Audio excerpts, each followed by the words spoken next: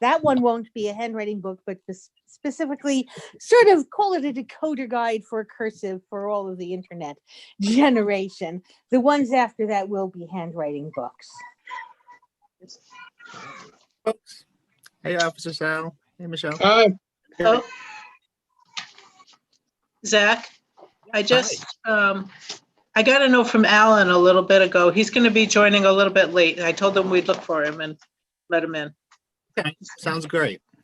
Thank you. Sure.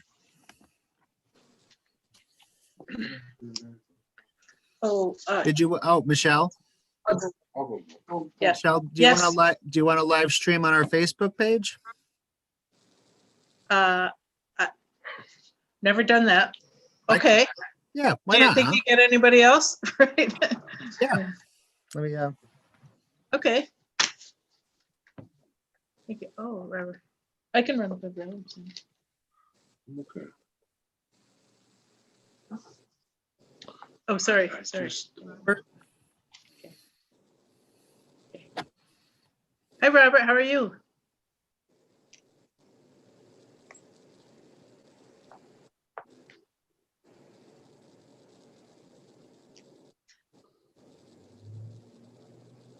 Kelly's flashing on. Hello. Kelly, nice to see you. Nice to see everybody. How's it going? Good. I like your hair. Thank you. It's a new style. Yay. My hairdresser is usually the only one who straightens it. Yeah. And Rob, I love your hair too. I finally started doing it.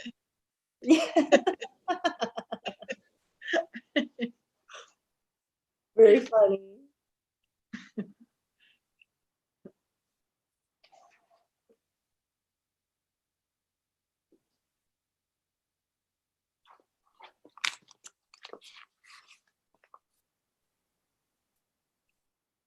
Kelly, where was that picture you took for Facebook? Or is it Instagram? It was Instagram? I did both. Yeah, thank you for looking at those. And so that's Josie's house. And I texted her. I'm like, do you mind if I put your, picture up? I didn't, and she's like, no, it's fine. Nicely decorated. I know, isn't it cute? Mm-hmm. Yeah. I noticed Ann Blaze pressed like on Nextdoor. And she used to be connected to us. I'm hoping she's gonna reconnect with us. Good. Ryan's multitasking, awesome. Hey, Hyde. Hey, Paul. Hello. Hey, Ryan. How's Zach? Is Ryan's on a treadmill. Ah, These Okay. busy days, you gotta do two things at once. That's awesome. Good for you, Ryan. That's great.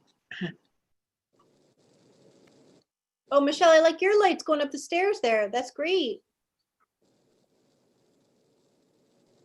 How's everybody's Thanksgiving?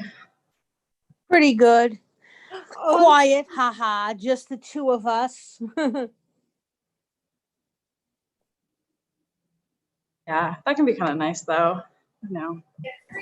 Yeah, well, I tried to make it special since it was just a little, turkey roll from, and all the sides, but a turkey roll from, Price Chopper. I brined the heck out of that thing for 2 days to make sure it would taste good. Worked though. neat. Sounds delicious. Yeah. Well, it wasn't really sure brine, more like marinade. I put some, spices and, fruit syrup and stuff like that, Tried to make things interesting, made little pumpkin pies by using tortilla shells for the pie crust because it gets nice and flaky and it's no trouble. Oh, that's a new one. Like you Here's put life it in a hack. cup, like those little muffin cups to shape it, and you can put your pie stuff inside. And I actually microwaved it, just long enough to get the pie stuff hot, and it was good. Right, Andy? You on? Andy, get on. He's not been feeling well. Don't worry. They don't think it's the virus. They think it's just a cold. But we'll know in a week or so. They told him, stay home, relax. So he's home. relaxing, and a week from now, we'll know if he needs to be tested or what.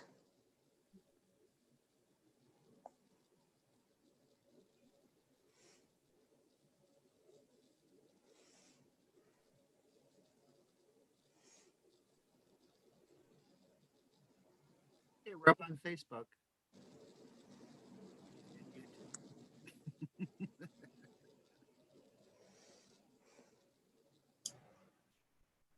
Tell you what, let's go see everybody. Let's see. There's some way I can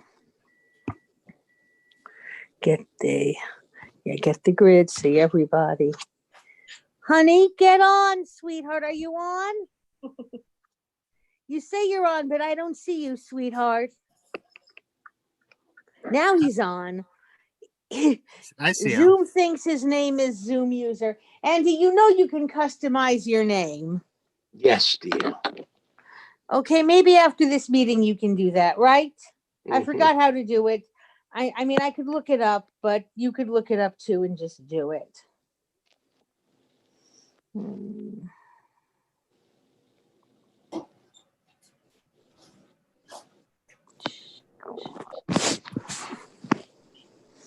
Yeah, you got a pretty background for yourself, Andy. Yep.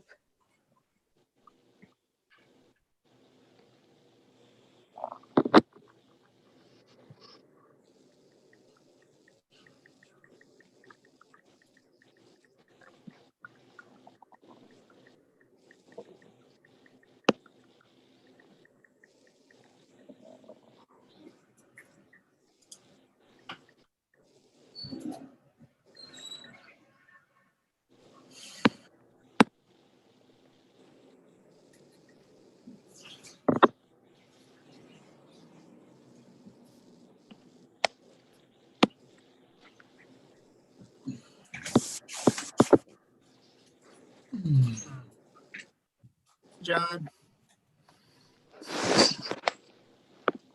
Hi. How are you? Very good.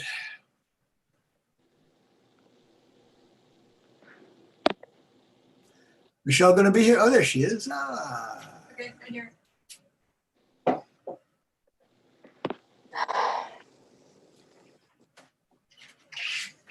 You see me? Sure.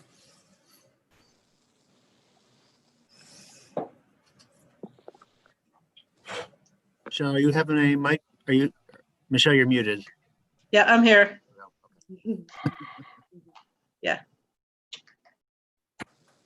It's good. Okay. Right.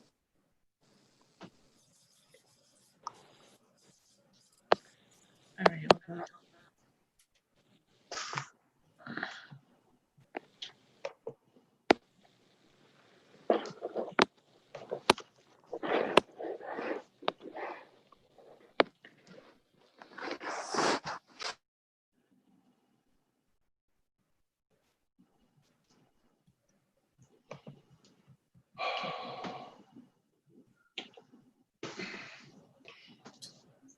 Hearing aids downstairs. Where are the batteries? In the other room or Um, where are they now? You know? No, I don't. I think there may be some on top of the fridge. On top of the refrigerator, there may be some. Okay. Downstairs.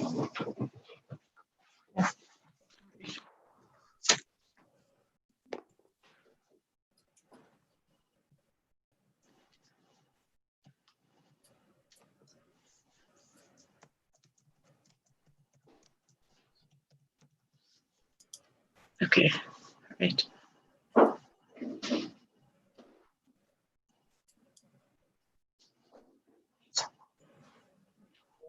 Hey, Zach. You got the recording mode on, right? Yep. Okay, all right. So that's good. So then we can listen afterwards to Yeah. fill out our notes. Yeah. Afterwards, I can send you the meeting link if you want to distribute it. Yeah. It's going to be recorded and up on YouTube and Facebook too. Okay, Great, thank you very much. Sharing the Zoom, Zach, that's really great.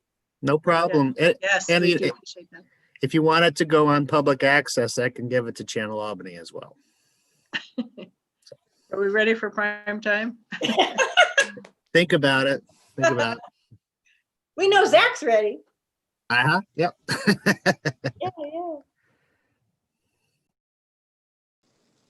Well, maybe, do you think we should get started, Kelly? Yeah. Yeah, okay, all right. All right, oh, Doug is here, good, good. All right, well, it's 5 after, and I think we want to be respectful of folks' time for this, so we'll get started. I know there's been different police activities going on, and maybe we should just start with that and get that addressed first. You all right with that, Sal? Yeah, good afternoon, everybody. So I got a lot of phone calls, obviously, regarding the last incident that occurred yesterday at 526 Central Avenue. It was a homicide, and just to let everybody know, it looks like at this point it was domestic related, and it's an isolated incident. The female who was responsible was placed into custody following an investigation by the police that responded. Does anybody have any questions? I mean, there's only so much that I can comment on with it because it's still under investigation, but if anybody has any questions, you can ask me and I can answer them best to my ability. I didn't know people were moving in there already. Those apartments. Yeah, they're still under construction. The front is more under construction than the back, but the rear of the building is occupied. There's about 70 units that are occupied at this point. Okay. I understand there was a shooting on Ontario and Washington. Is that correct? Yeah, that's correct. That incident occurred this past week. Let me just find it here.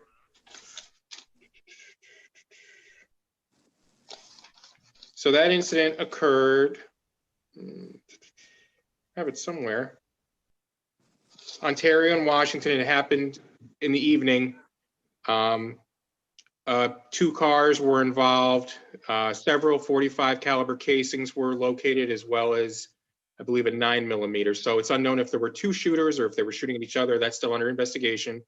The victim was struck in the abdomen and drove himself to Albany Medical Center for treatment. The vehicle involved was a Hyundai Santa Fe, and it was last seen just leaving westbound from that area. I mean, that incident did occur in our area, the Beverwyck neighborhood, but it could have happened anywhere. I believe these 2 people just crossed paths at that location, and that's where the incident ended up happening. It could have happened 10 blocks down. It could have happened 16 blocks up. Wherever they met, that's why that occurred. But that's pretty much all we have there. Our detectives are investigating that incident as well. Last November, or this past November, we had another homicide. It occurred on the 100 block of North Manning Boulevard. It was another domestic related homicide. Son killed his mother. The son, with the help of SUNY K-9 assisting the Albany police, located him, the suspect, in a nearby parking lot, and he was taken into custody without any incident. Any questions regarding anything so far? I wanted to also touch on, there was a robbery that occurred in the area of 222 Kent Street. When I looked into it, it looks like the victim was selling a few Apple Watches, I think 3 Apple Watches, through Snapchat. I don't even know how you do that, but that's how he was selling them. And the suspect showed up, and in the course of making the transaction, he displayed a handgun and took the property. I just want to let everybody know, we get a lot of this that happens, people selling PlayStations and it ends up being a robbery. You know, share with your neighbors that if they have, you know, something to sell, or if they need to meet up with, or if they're selling something, choose in front of the police station or in the police station lobby. And these incidents won't happen, because I doubt somebody's going to rob somebody at a police station. So I would make that recommendation to your neighbors, or in passing, if you talk to anybody. That's a great idea. I'm sorry, I couldn't hear you, is that Yeah, Kelly? That's a great idea. That's like so practical.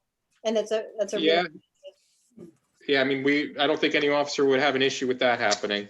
Yeah. So that's that. Our detectives are following up on that as well. Another robbery occurred at the Family Dollar. It looks like 2 juveniles were involved, but it looks like it just was a petty larceny turned into assault with the employees at the Family Dollar. So it was a robbery. I wanted to talk about the traffic enforcement in the area of Lincoln Avenue and North Allen Street. I think last month, Ryan, you touched on that. Our traffic safety division, which, there was like 4 officers at different points of the day and night doing enforcement in that area. The highest speed limit they were able to get was 36 miles an hour. The speed limit there is 30 miles an hour. They issued a few citations for running the stop sign, but other than that, the speed was not a factor. I think 30 miles an hour is too fast for that area. I don't know if you guys feel the same. I think with the school there, it should be lower, but that has to be approved by the state, not the city. I learned that this month. So the state has to authorize speed limits changes and all that. And that's pretty much all I have. Motor vehicle larcenies, theft from motor vehicles are going up. So please share with your neighbors to keep their vehicles, any valuables outside. Don't keep them in your car. Make your cars look like new, because those are skyrocketing right now as well.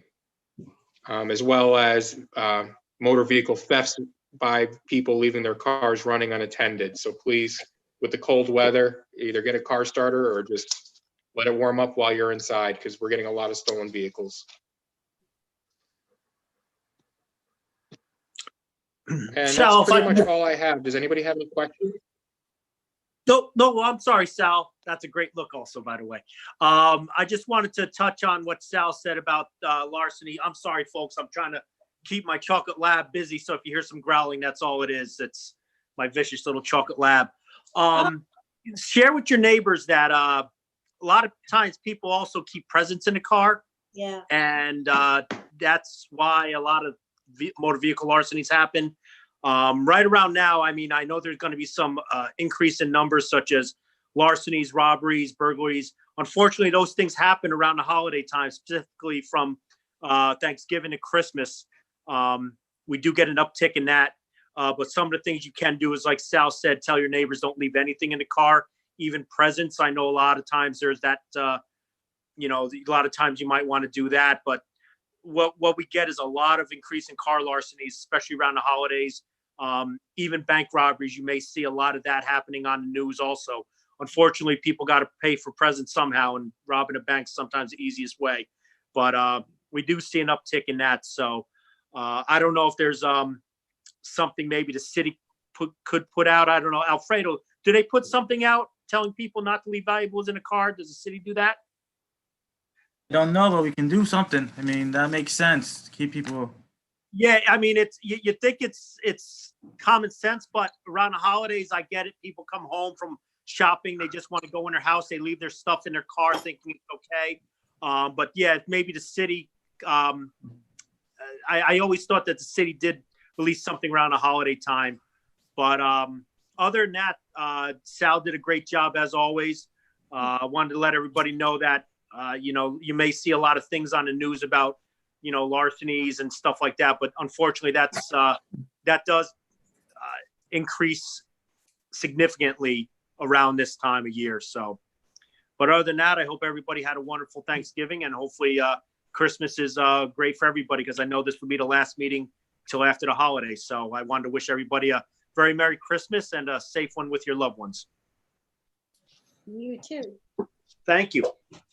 That reminds me of a time like 15 years ago. So I never ever leave anything visible in my car, ever, ever, and it's constantly locked. Mm-hmm. And about 15 years ago, I was living on Madison. We had a brownstone, and we were moving in on Christmas Eve. I don't even remember why we would have been moving on Christmas Eve. That's so not good timing. But my car was stolen. So it was a Honda Civic, you know, popular car to steal. And I'm just reflecting, looking back, I had presents in the trunk.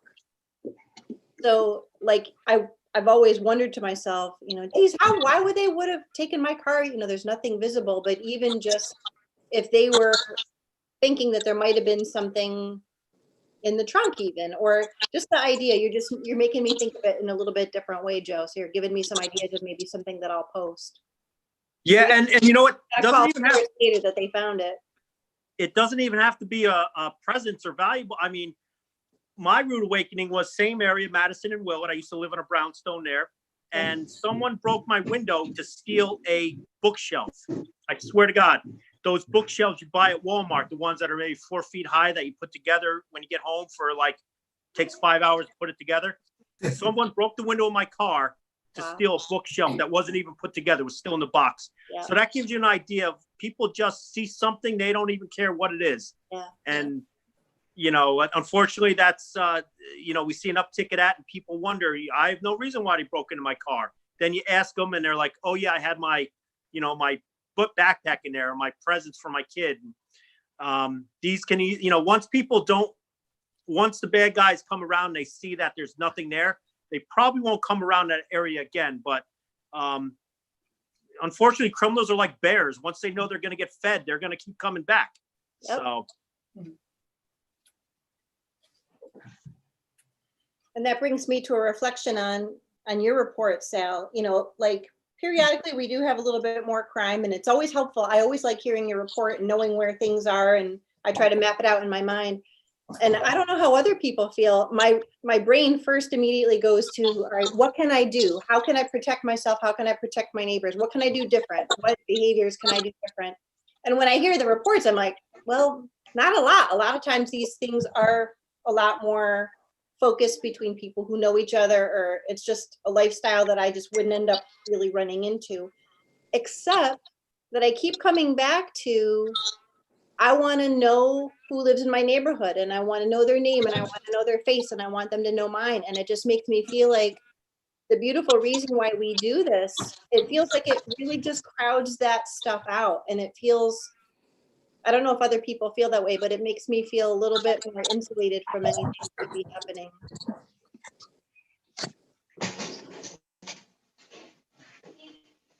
Maybe it's just me. No, Kelly, I think that's the whole reason we do this. I think that's really great. I think it's important to keep that in mind. Yeah. When I see something that looks a little, you know, if I know people's patterns a little bit, and then I see something a little bit different out of the pattern, then I know a little bit more information. And then I email Sal, or, you know, I text Sal, you know, I think that stuff can make a difference. Oh, absolutely. I agree. And I told Kelly, you know, always, it goes for everybody. Don't ever hesitate to call, especially me. It's better to err on the side of caution than be, you know, say I should have called the police, or, you know. So if you see anything, please give us a call and we'll look into it. And if it's nothing, it's nothing. That's, you know, but either way, that's what we're here for.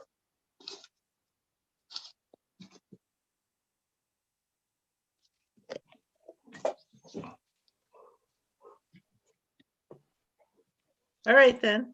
Thank you very much for your updates, Sal and Joe. You're welcome. You're welcome.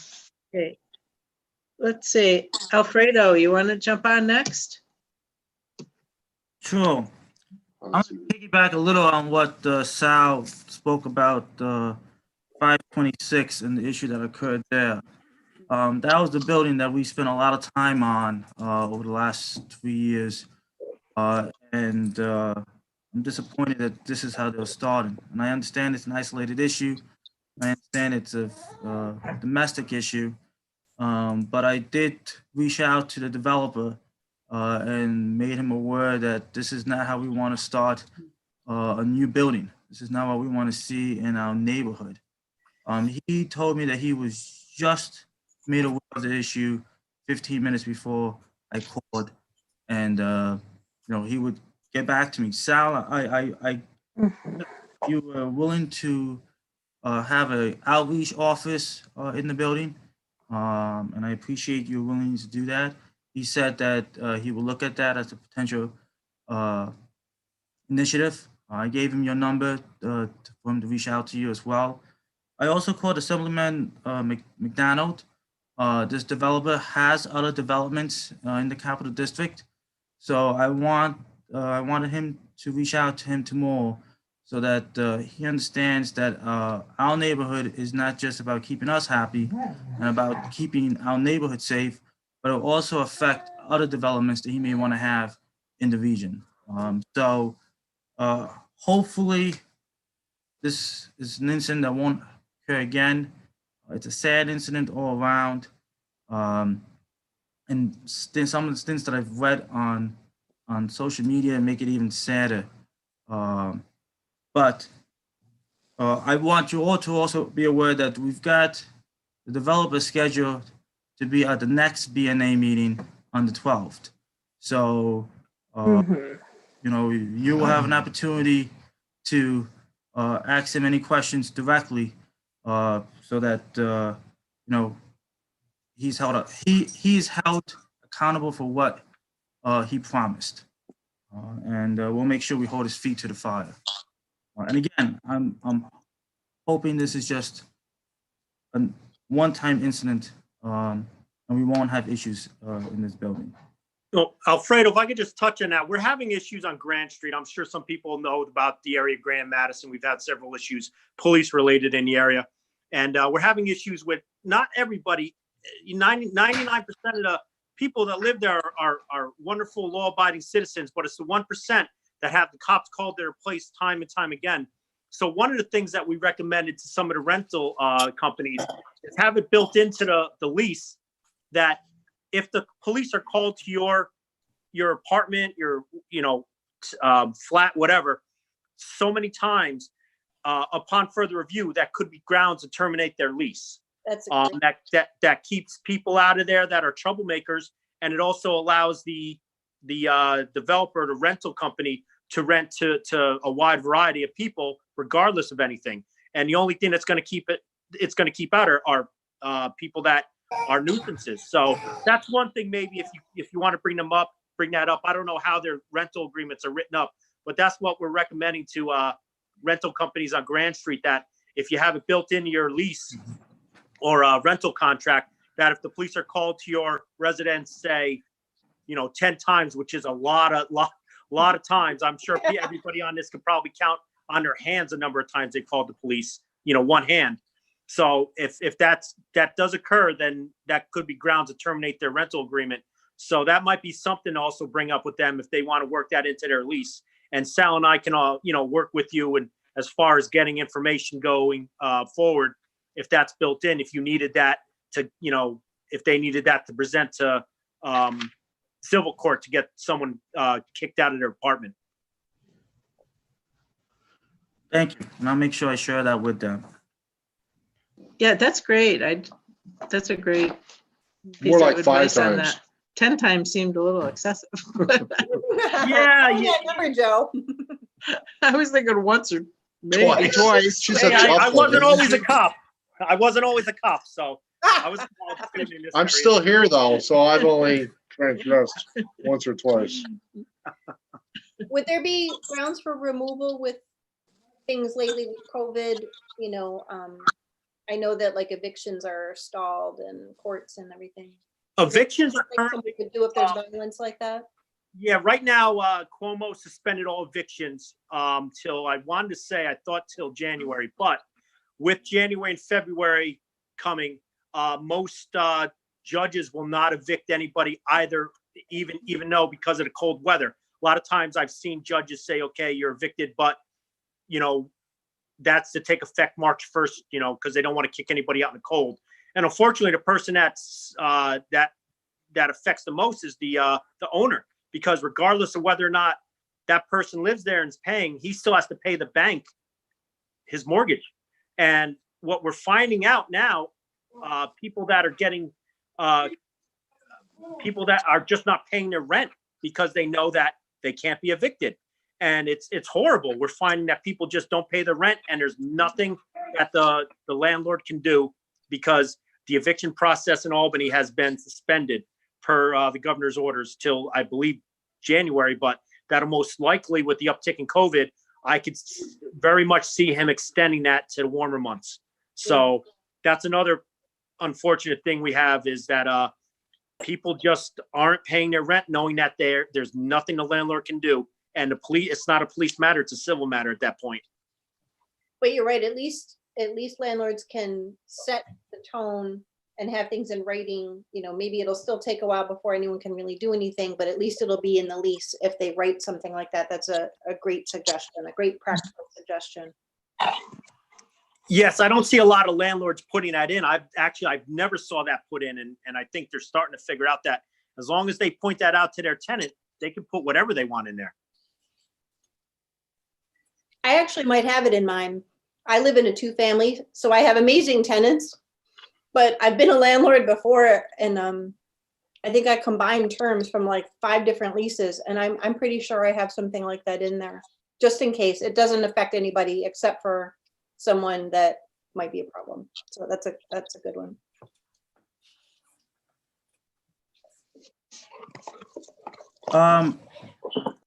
The other thing I wanted to touch on, last meeting, I started talking about the budget and I got kicked off. So I wasn't sure if there's any questions about the budget that I didn't get an opportunity to address. I wanted to allow that now, as well as, everyone should have my contact info. So if you do have any other questions that you think of, feel free to give me a call. Are there any questions about the budget at this time? Okay, sounds good. The trash cans for North Allen and for Hunter and Waterville Elite, they've been pushed back to January. Hopefully not February. Originally we were hoping to get them in for December, but I emailed DGS to get an update, and they've been pushed back to get delivered in January. So we're hoping to get those in January and get them in place.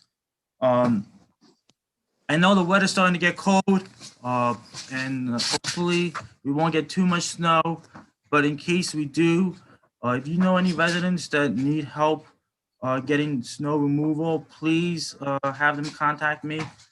Putting a small team of volunteers together to help individuals, get their snow taken care of. We won't do the whole driveway, but we'll do the sidewalk, the stairs, and get people in and out. And if people need help getting their cars out, we'll help them with that as well. But hopefully we won't get too much snow, but we want to make sure that if we do, we have help for our residents. The last thing I wanted to touch on is COVID. I know that's something that the vaccine is out to is hit Britain today, and there's a lot of positive vibes, but it's still here. My wife's works in healthcare, and she's working from home the last 2 days, and the number of calls that she's had to make, letting people know that they've have a positive, a lot more than I thought. And I guess if you don't see it every day, you don't realize how much that number is. So I ask everyone to keep doing what you've been doing for the last few months, and keep encouraging others to do the same.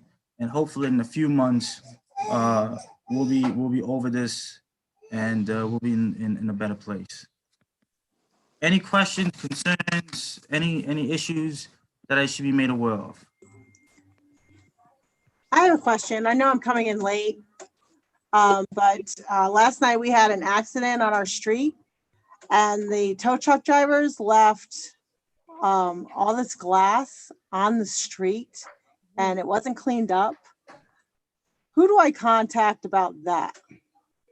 DGS. So this is Manning Boulevard between Washington and North Allen. Yes. As soon as we get off our email, I'll send an email to DGS. Do you have an address that it's in front of? Yeah. Yeah, 269 Manning Boulevard and I'm at 271. And there's like parts of the car like left on the street right in front of my house. So I don't know who's responsible for that part either, on why was left behind. It's just one of those things that I thought I'd mention. Yeah, that should not occur when they tow a car. Sal, unless you correct me if I'm wrong, they're supposed to sweep up the glass and pick up part of the car and throw it on their dump tow bed. So if that's an issue, it's the tow truck's responsibility to clear all that up when the accident happened. Yeah, so what I'll do is I'll email the traffic division that works with the tow companies and let them know if they can send a reminder to the tow companies that they're responsible to pick all that up, sweep it up, and also they shouldn't be leaving a fender on your front lawn. So I'll email traffic tomorrow, the supervisor of traffic, and just find out what's going on with that. Thank Do you you very remember much. the name of the tow company on the truck? I did not see. No, I honestly, I did not make a mental note of that. I'm sorry. No worries. I can find that out. Bye. Bye. Thank you. No, and thank you for making us aware of that too. Thank you. I'm not sure if we're signed in here, but first of all, thanks, Michelle, for sending the Zoom invitation. It says Kimberly Rochelle, but that's our daughter. It's actually Ken and Jean Barnes. We're the house that overlights up the house on the corner of Manning and Kent, in case you know the house more than us. But I wanted to let you know that the street light on the corner, even though they put in the LED light, never lights, and I worry for traffic on that. It's so dark. If we didn't put our overlights on, there's nothing there. So if somebody can look into that, that'd be great. Is that 62?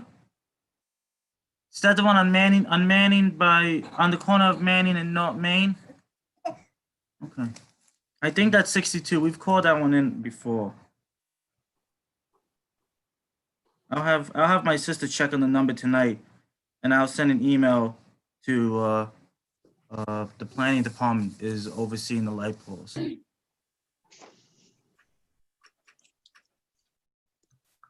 Okay, and any other issues? Well, thank you, and have a good holiday and stay safe. Thanks, Alfredo. Thank you. You know, I just want to make one other comment, and maybe Zach could jump in here too. I know there's those C-Click fixed reports, and there's that neighborhood portal also where you can get pretty good information about who to contact with different things in the city. So it's just a resource. I always have trouble finding the link to that neighborhood portal, but it's really good if you can get it. So you just have to search for it a little bit and you'll find it. But it's good once you get it. Bookmark it for yourself so you can find it. But there's a lot of good information on there. So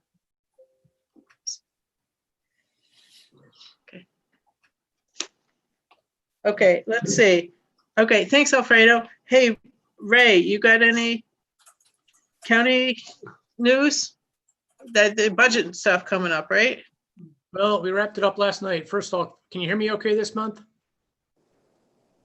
Yeah. Okay. Last month I had some audio problems and tried a new device tonight. The battery died on me, so I'm glad I jumped back on. And We passed the $719 million budget last night for Albany County. There will be no tax increase for county residents next year. A part of that was also the ACORD program, which I was proud to sponsor. That's the a crisis intervention program. Instead of sending police agencies and sheriffs to calls for like mental illness or addictions, we're going to send a crisis unit with EMTs, which should divert a lot of folks from going to jail.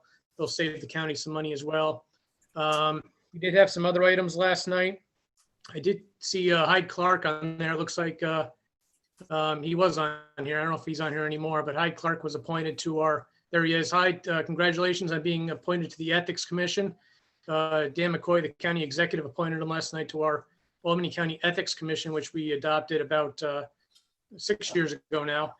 We have a lot of work to do this year, Hyde. We're going to be talking about some stuff with you very shortly about some revisions to that. So welcome aboard.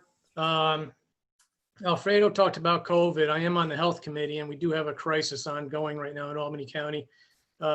Alfredo's wife works in healthcare. We have 88 people in Albany County hospitals right now, which is more than double what we saw in the spring. It's a problem because it's a tremendous workload on our hospitals. I think tomorrow we're going to exceed 7,000 cases in Albany County of positive cases of COVID. It's a problem. We have 14 people in the ICU right now. So if anything, I know most of you are probably wearing your masks, but if anything, do it for your healthcare first responders and those folks to help lessen the workload. I do want to talk about 507 and 509 Allen Street. That property was conveyed last night to the adjoining property owner at 11 North Allen Street. His name is Peter Studo. For some folks that might ring a bell. He's been a partner in the past on past projects with G. Tomas's family, who tried to build a housing unit over on Colvin Avenue, if many of you will recall. So we need to keep an eye on that. That was 507, 509. That's the old photo lab, the old Coca-Cola bottling company across from McVeigh Funeral Home. We'll get more information on that shortly, I'm sure, and some plans on what they plan to do for development. That's all I got. If there's any questions. Ray, do you know what that zone does right now? I believe it's commercial, but I haven't verified that yet, Zach. It's always been commercial as far, I mean, I used to walk by there when I was going to grade school at Blessed Sacrament back in the 70s and 80s, and it's always been commercial. So I got to imagine it's commercial. What number was it again? It's 507, 509 Allen Street. That's the vacant building across from McVeigh Funeral Home. Used to be a photo lab and a Coca-Cola bottling company back 100 years ago. So when will you have more information about that, Ray? Or well, as soon as they submit their plans and what they plan to do for development, they only noted that it may be used for commercial or housing development. So if it's Studo, I don't know what it could be. If he partners with the D. Tomas's family, I got to imagine it's probably going to be something similar to what they tried to propose for Colvin Avenue, which was a high-rise housing, condo type of development. But they tried to squeeze a lot of housing into a very small space, limited parking. So we got to make sure he doesn't try to do that here as well. Ray, I'm interested in that program sending social workers out with the police on some calls. So what does that mean, that one social worker and one officer would go together on these calls? No officers. What happens is a lot of these calls come in to 911 dispatch and immediately send police to a lot of these calls. A lot of them are just mental health, non-violent mental health calls, mental illness calls, or addiction problems. They really don't need police, police presence. We're not defunding the police in any way. This is just, we're trying to, instead of sending police officers, which may just exacerbate the issue, we're going to send crisis counselors with EMT. Oh, honey, what's up? You coming in? So, okay.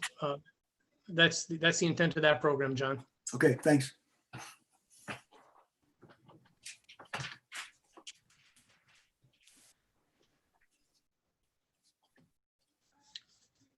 That's all I got. Just to let Just for everybody the know, I put in the chat Just- the website for that portal, Michelle, that you were referencing. Thank Just- you, Kelly. If I could just add one thing to touch on Mr. Joyce. He said it prevents people from going to jail who are in crisis or facing addiction. I can respect that program. I think it's great. But for the record, I know I've responded to many calls for people in crisis. People suffer from addiction. I've been doing this job for 16 years, and I have never sent someone to jail when responding to these calls. We're there to help, unless Yeah, things no, become you guys, extremely violent. Yeah, you are a gift Yeah, to us, no. Al. You just have all the skills. No, I know, but Mr. Joyce had touched on it prevents people from going to jail. I just want to let them know, we don't go and send people to jail Yeah. on every call. We are law enforcement, No, I but we're also social workers, I guess. We do help a lot. Yeah. And you seriously do. no, you guys are great in the city of Albany. We did have one call, Sal, up in the hill towns. This generated from a call, Albany County Sheriff's Office, history up, well, more police work, but no, you guys, trust me, I've been living in the city now for many years and have many friends that have worked for and retired from the police department. I know what you guys do, and a lot of respect for what you do. And I know you guys are probably 80% social workers and 20% police officers. So thank you.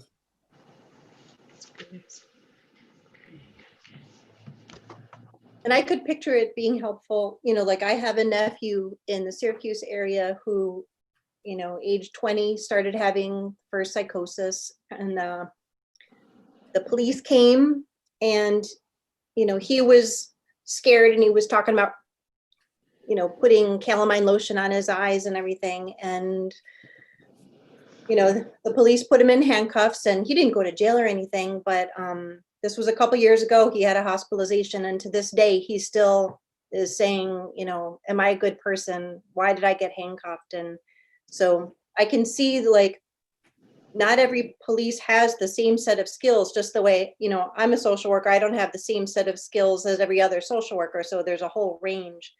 And so, if there's just attention to the right skill set at the right moment for the right scene, and Sal, it doesn't surprise me that people, that you or your colleagues wouldn't be sending people to jail. I can feel from my nephew that not that he was even going to jail, but he endured a trauma by being handcuffed, when he was having hallucinations, and he's still stuck there. I think that's a great point about the skill sets, but it also, I can see that being a benefit to our police officers who are already stretched a little bit thin, that they can allow them to focus on the stuff that the social workers don't have the skills for. So it allows them to use their skills where they're most appropriate too.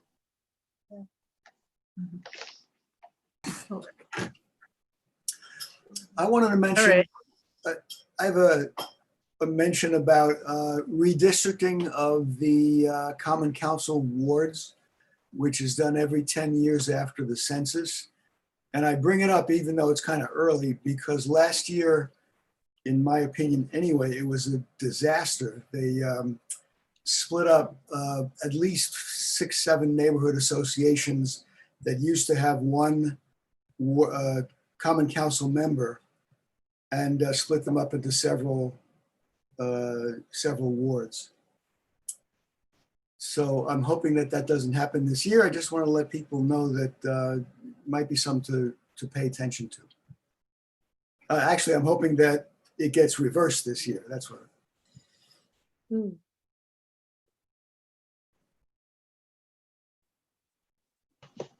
Thanks, John. Yeah, we'll keep an eye on that one. Okay, let's see. Okay, I want to give Zach a couple minutes. In on Uptown Neighborhood Co-op, and also any Canaan news too. Zach, I just want to announce that Zach is the new chairperson of Cana as of a week or two ago. So we're very grateful for that. And Until January 1st, Congratulations, Zach. okay, January 1st. yeah, good news for all of Well, us. well, John, Yeah. you can hear, per the bylaws, I am the chair, but Howie has agreed to stay on and help with some of the communications and whatnot until January, which I'm grateful for. But yeah, I'm the Thank you. first. Thank you. I was elected chair of Cana after Howie Stoller served 20 years in the role. We also just honored Harold Rubin, who was our very first Cana chair. He served for 20 years. He just passed away, unfortunately, at the age of 93. And the Common Council did 2 resolutions honoring them both, I think last night.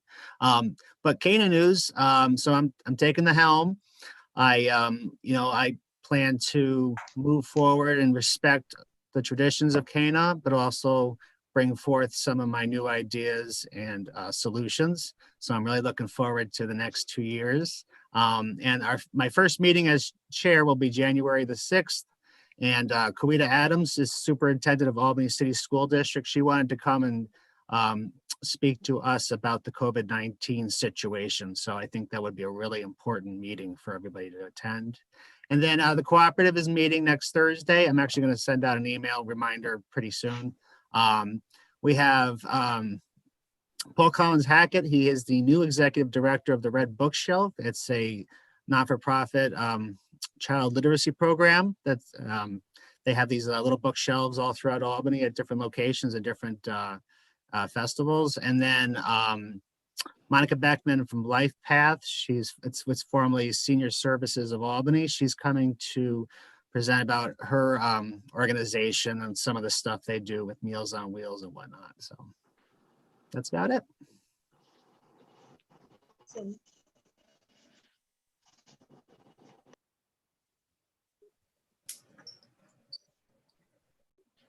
think you're muted, Michelle.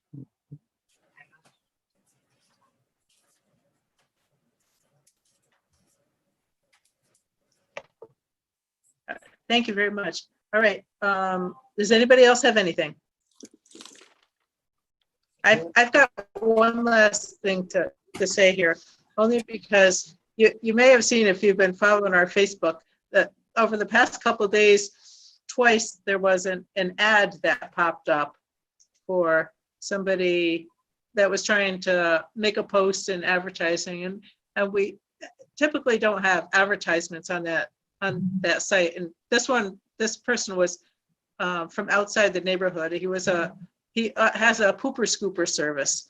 So I called him and spoke to him and explained our policy on, not taking ads, particularly from folks outside of the neighborhood. I think if we had somebody that was a business within our neighborhood, I don't know, I think I might consider that a little bit more.